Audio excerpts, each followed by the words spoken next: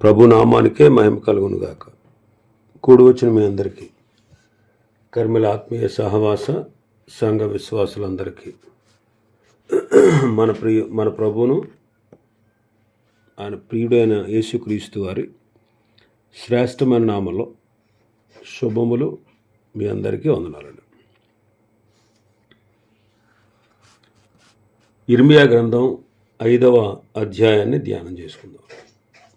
ఇర్మియా గ్రంథం 5వ అధ్యాయం. ఇందులో ముఖ్యమైన అంశం ఏంటంటే, ప్రభువు కృప చూపిస్తాడు, కానీ ఆనాటి కాలంలో ఉన్నటువంటి ప్రజలు మనస్ఫూర్తిగా ఆయన్ను వెంబడించుట లేదు. ప్రభు కృప చూపించేవాడే, కానీ ఆనాటి ప్రజలు మనస్ఫూర్తిగా ఆయనను వెంబడించుట లేదు. మొదటి వచనం చదువుతాం. యెరూషలేము వీధులలో ఇటు అటు పరుగెత్తుచు చూచి తెలుసుకునుడి, దాని రాజవీధులలో విచారణ చేయుడి. న్యాయము జరిగించుచు నమ్మకముగా నుండ యత్నించుచున్న ఒకడు మీకు కనబడిన ఎడల నేను దాన్ని క్షమించుదును.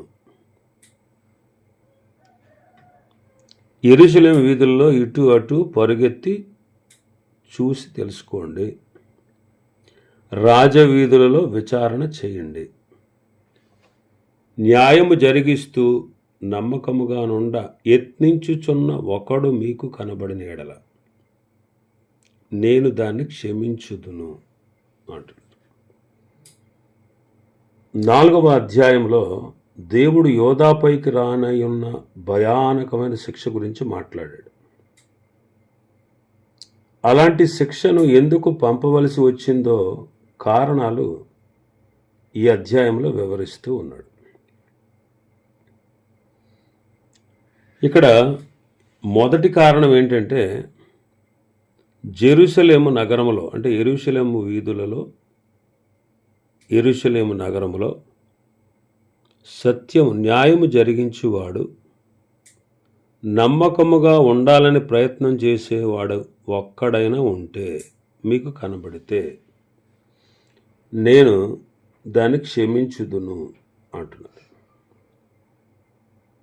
అంటే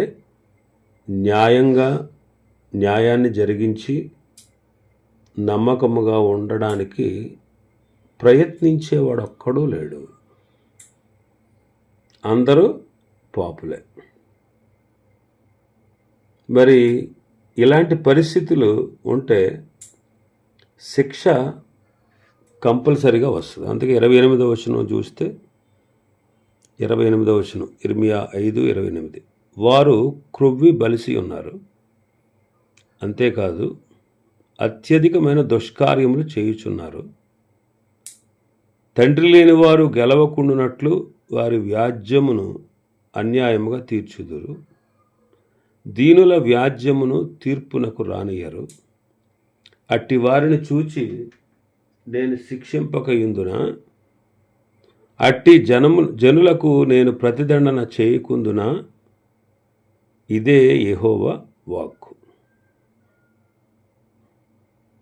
31వ వచనం, ప్రవక్తలు అబద్ధ ప్రవచనములు పలికెదరు, యాజకులు వారి పక్షమున ఏలుబడి చేసెదరు. అలాగు జరుగుట నా ప్రజలకు ఇష్టము, దాని ఫలము నొందినప్పుడు మీరేమి చేయుదు. అట్టి వారిని చూచి నేను శిక్షింపకయుందునా? అట్టి జనులకు నేను ప్రతిదండన చేయకుందునా? ఇదే యెహోవా వాక్కు. కాబట్టి ఘోరమైన, భయంకరమైనటువంటి కార్యాలు దేశంలో జరుగుతూ ఉన్నాయి. కాబట్టి యెరూషలేం వీధుల్లో న్యాయం జరిగిస్తూ నమ్మకంగా ఉండడానికి యత్నించేవాడు ఒక్కడు లేడు. ఈనాటి దినాల్లో కూడా, ఈనాటి దినాలే కాదు, ఆదాము పతనమైన నాటి నుంచి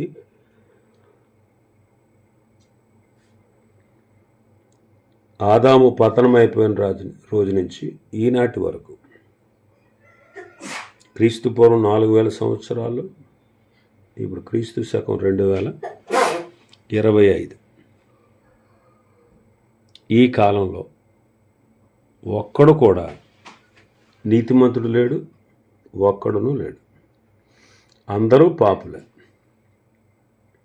అందరూ పాపులే, పాప స్వభావంతో ఉన్నవారే, దేవునికి దూరంగా దేవుని కుటుంబంలో కాక సాతాను కుటుంబంలో జన్మిస్తున్నవారు. వారు సత్యాన్ని ఎరుగని వారు, దేవునికి దూరమై పుడుతున్నవారు, దేవుణ్ణి ఎరుగని వారు. ఆదామును బట్టి అందరూ పాపులే. కాబట్టి నేను పాపిని కాదు అని పైకి దబాయిస్తారు. కానీ పరిశుద్ధ గ్రంథం, ధర్మశాస్త్రం, దాని కోణంలో మనం చూస్తే అందరూ, ఏ భేదము లేదు, అందరూ పాపం చేసి దేవుడు అనుగ్రహించు మహిమను పొందలేకపోతున్నారు. ఏ భేదము లేదు, అందరూ. మరి పాపం వల్ల వచ్చేటువంటి శిక్ష మరణం. పాపానికి తప్పనిసరిగా దేవుడు శిక్ష విధిస్తాడు. అయితే పాపి తాను పాపిని గుర్తించి గ్రహించి ఆయన దగ్గరకు వస్తే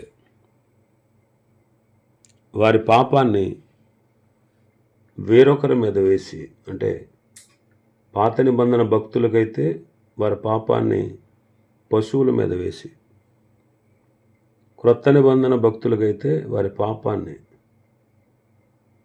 క్రీస్తుపై వేసి, అంటే పాత నిబంధన భక్తులకు కూడా క్రీస్తు అవసరమే, క్రీస్తు మరణం,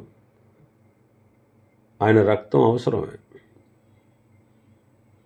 కాబట్టి మనం పాపులమని గ్రహించి ప్రభుని ఆశ్రయిస్తే మన పాపాన్ని పరిహరించగలడు, పరిహరించి మనల్ని రక్షిస్తాడు. కాబట్టి ఒక్కడు మంచివాడు లేడు. యెరూషలేము వీధుల్లో విచారణ చేయండి అంటున్నాడు. ఆనాటి యెరూషలేము నేటి సంఘానికి సాదృశ్యం. మరి సంఘ జీవితంలో కూడా విచారణ అవసరమా? మరి సంఘంలో కూడా న్యాయం జరిగించేవాడు, నమ్మకస్తుడు ఉన్నాడా? విచారణ అవసరమేనా? అవసరమే.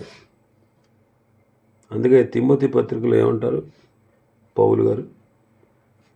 తిమోతి 2వ పత్రిక 2వ అధ్యాయం 2వ వచనం, మొదటి 2 వచనాలు చదువుతాను. నా కుమారుడా, క్రీస్తు యేసునందున కృపచేత బలవంతుడవు కమ్ము.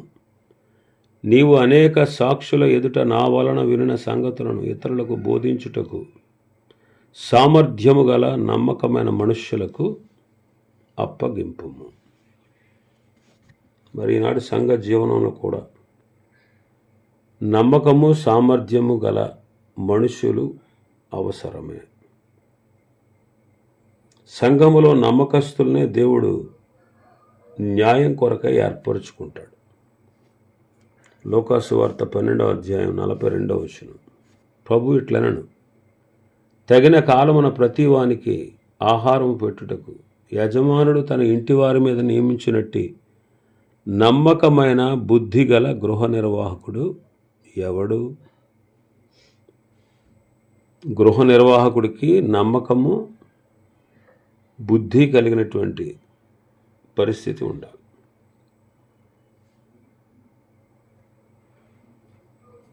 గృహ నిర్వాహకులలో ప్రతివాడు నమ్మకమైన వాడై ఉండుట అవశ్యము అంటాడు కొరింథీయులకు రాసిన మొదటి పత్రిక 4:2. కాబట్టి న్యాయముగా నడుచుకొనుచు ప్రభు కొరకు నమ్మకముగా నుండుట ఆయన కోరిక. మరి మనం ఎలా ఉన్నాం? మన నీతి గల న్యాయాధిపతి మన కొరకు రాబోతూ ఉన్నాడు. కాబట్టి మన నమ్మకత్వం ఎలా ఉందో మనల్ని మనం పరీక్షించుకోవాలి. మనం నమ్మకస్తులుగా ఉండాలి.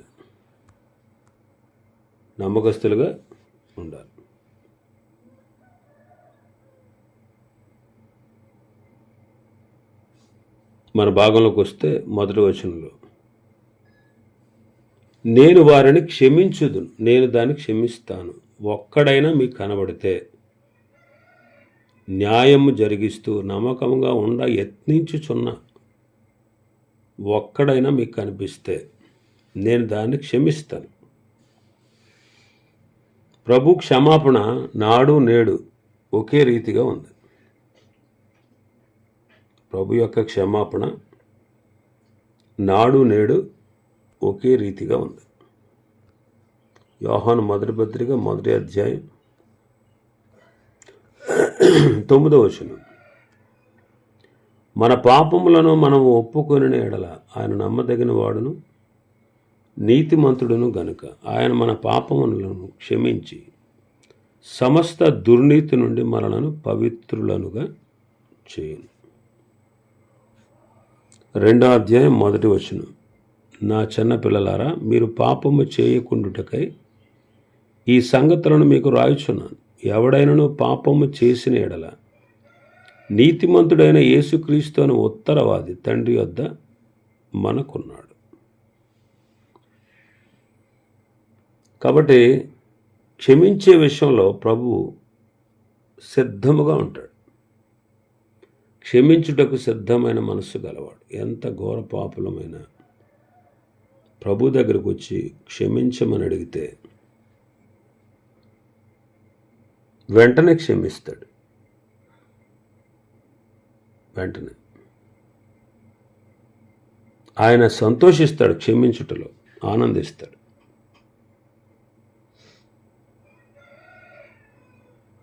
ఇప్పుడు ఎవరైనా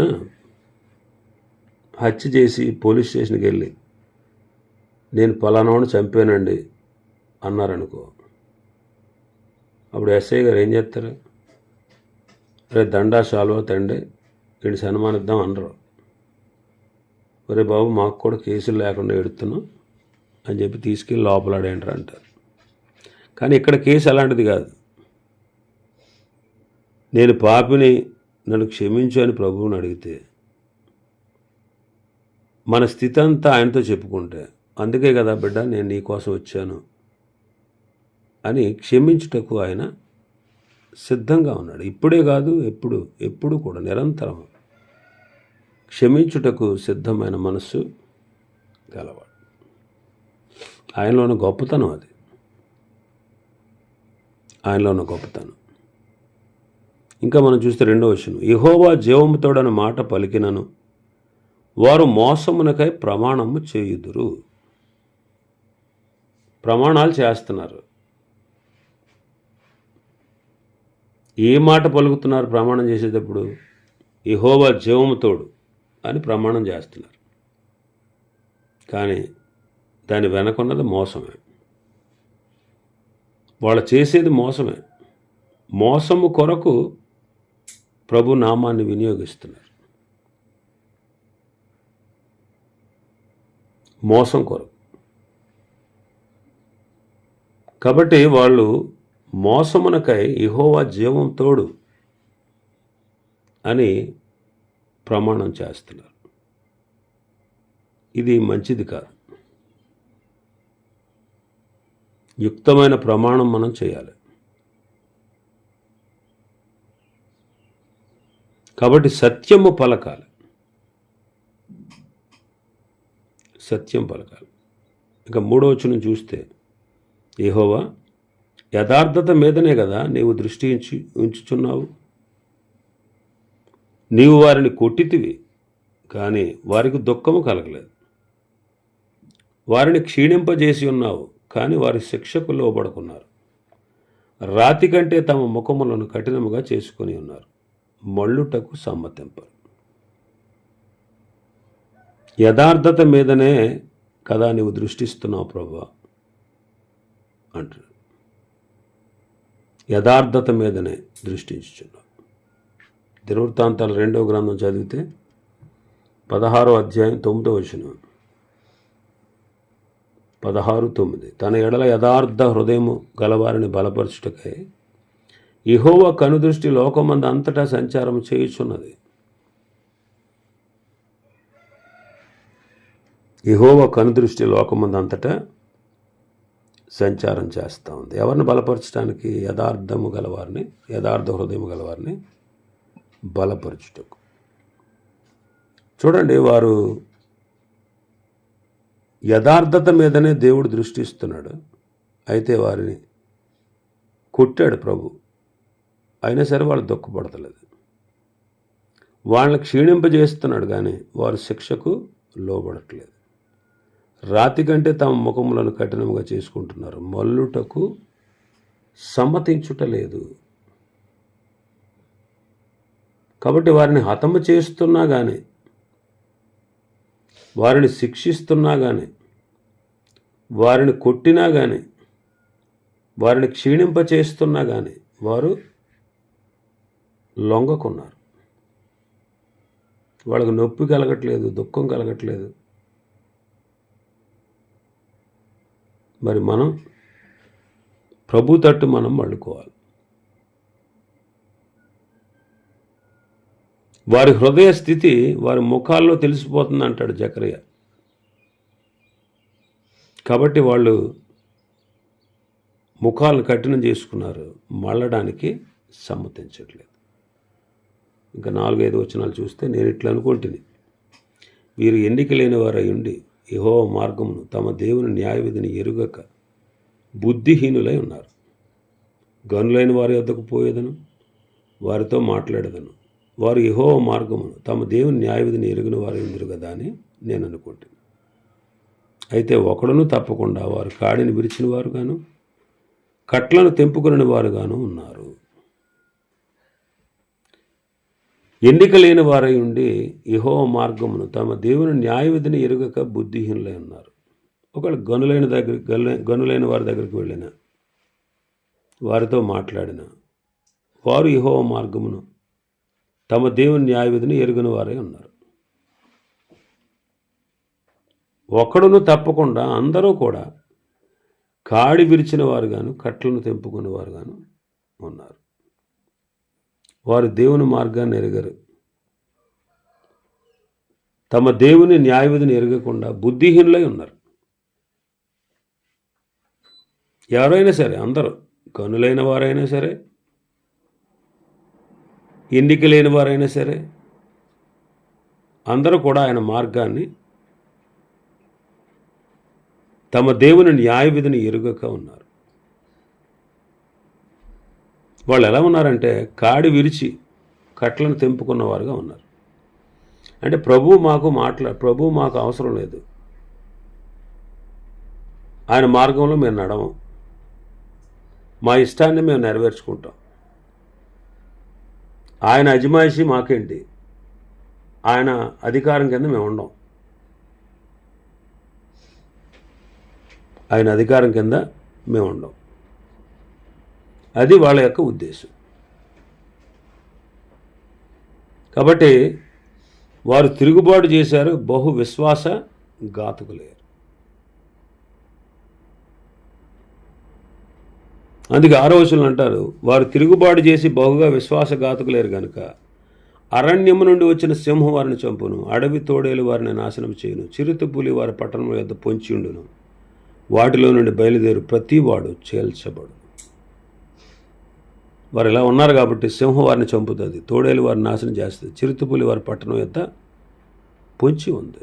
సింహం అంటే బబులోను, తోడేలు అంటే ఐగుప్తు, చిరుతపులి అంటే అష్షూరు. సంఘ జీవితంలో కూడా, మన జీవితాల్లో కూడా 3 శత్రువులు ఉన్నారు. వాళ్ళు మన ఎదుటే ఉన్నారు ఎల్లప్పుడూ. కాబట్టి మనం జాగ్రత్త పడాలి. ఎవరా శత్రువులు? మొదటిది మన శరీరం, రెండవది లోకం, మూడవది సాతాను. కాబట్టి యెరూషలేము ప్రజల చెడుతనమే వారి శిక్షకు కారణం. ఈనాడు దేవుని బిడ్డలైనటువంటి మనం చెడుతనానికి దూరంగా ఉండాలి. యెరూషలేము ప్రజల యొక్క చెడుతనమే వారి శిక్షకు కారణం. కాబట్టి మనం చెడుతనానికి దూరంగా ఉండాలి. ఇంకా 7-8 వచనాలు చూస్తే, నీ పిల్లలు నన్ను విడిచి దైవము కాని వాటి తోడని ప్రమాణం చేయుదురు. నేను వారిని తృప్తిగా పోషించను. వారు వ్యభిచారం చేయొచ్చు, వేశ్యల ఇండ్లలో గుంపులు కూడుదురు. నేనెట్లు నేను క్షమించుదును? వాళ్ళు అలా ఉన్నారంటే వాళ్ళ పిల్లలు వాళ్ళు ఏం చేస్తున్నారు? తండ్రులు ఎలా ఉన్నారంటే పిల్లలు కూడా దైవములు కాని వాటితోడని ప్రమాణం చేస్తున్నారు. వారినేమో దేవుడు పోషిస్తున్నాడు, వాళ్ళని వ్యభిచారం చేస్తూ వేశ్యల ఇండ్లలో గుంపులు కూడుతున్నారు. ఇంకా వాళ్ళు ఎలా ఉన్నారంటే బాగుగా బలిసిన గుర్రముల వలె ప్రతివాడు ఇటు అటు తిరుగుచు తన పొరుగు అని భార్య వెంబడి సకిలించుచు. ఇలాంటి శరీర సంబంధమైన ఆత్మ సంబంధమైన వ్యభిచారాన్ని వారు చేస్తున్నారు. ఇట్టి కార్యములను బట్టి నేను దండించకుండా ఉంటానా? అలాంటి జనం మీద నా కోపం తీర్చుకొనుకుంటానా? ఇదే యెహోవా వాక్కు అంటారు. కాబట్టి వాళ్ళు దేవుళ్ళు కాని వారిని ఆశ్రయించారు. శరీర వ్యభిచారంలో కూడా వాళ్ళు దిగిపోయారు. దేవుణ్ణి కాళ్ళ క్రింద, దేవుని ఆజ్ఞలను వారు కాళ్ళ కింద తొక్కేసేందుకు, అది తీసి పడేసేందుకు వారు ఇష్టపడుతూ ఉన్నారు. అలాంటి కార్యములు చేసిన వారిని నేను దండించనా అంటున్నారు ప్రభు. అట్టి కార్యములను బట్టి నేను దండిస్తాను, అట్టి జనం మీదకి నా కోపము తీర్చుకుంటాను అంటున్నారు. కాబట్టి ఈ విషయంలో మనం జాగ్రత్త వహించాలి. శారీర సంబంధమైన వ్యభిచారం విషయంలో మనం జాగ్రత్త పడాలి. అలాగే ఆధ్యాత్మికంగా దేవుణ్ణి విడిచి దేవుని కంటే ఎక్కువగా దేనికి మనం అధికారాన్ని, లేకపోతే దేనికి మనం ప్రాధాన్యత ఇస్తాము, అదే వ్యభిచారం. దేవుని స్థానాన్ని ఏది తీసుకున్నా అది వ్యభిచారమే. కాబట్టి ఆ విషయంలో మనం జాగ్రత్త పడాలి. ఇంకా చాలా విషయాలు ఉన్నాయి అధ్యాయంలో. ప్రభు చిత్తమైతే రేపటి దినం మరికొన్ని విషయాలు ధ్యానం చేసుకుందాం. దేవుడి వర్తమాన వాక్యాన్ని మన వినికిడిలో ఆశీర్వదించును గాక. ఆమేన్.